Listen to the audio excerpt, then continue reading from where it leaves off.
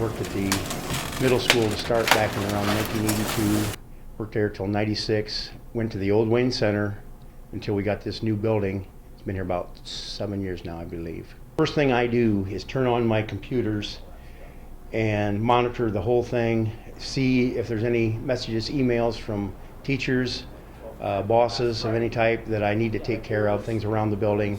And I turn my building run system on and monitor the temperatures, if things have gone on overnight that need addressed. Then I tour the building. I walk the building to make sure there's no problems, any leaks anywhere, nobody has broken any rooms. I check my night help to make sure that they got their work done, because it's up to me to try to make things ready for the students if for some reason something didn't get done. During the day, probably 5 out of the 8 hours is spent in the cafeteria, either monitoring the kids, helping wipe down tables. And in the meantime, during the day, on a typical day, there's usually repairs. There's usually something has gone wrong.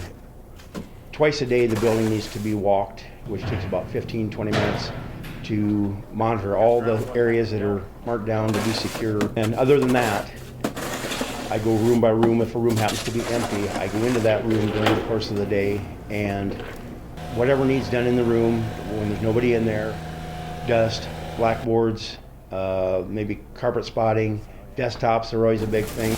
Checking my schedule, making sure for my two night people that any specials that they have to be aware of that changes their schedule around, I have to be aware of that. I've got my own schedule of things I do try to do every day, as far as windows, as far as classrooms back in my area. So I usually try to knock out 4 or 5 rooms of a sweep, get an idea for what the problems are, and if I need to, then I go back in and touch up more things in the morning. Try to get things squared away so that when I come in the morning, if there's an emergency, I'm ahead of the game. I've got 12 grandkids. I enjoy my grandkids, and I get to hear these guys.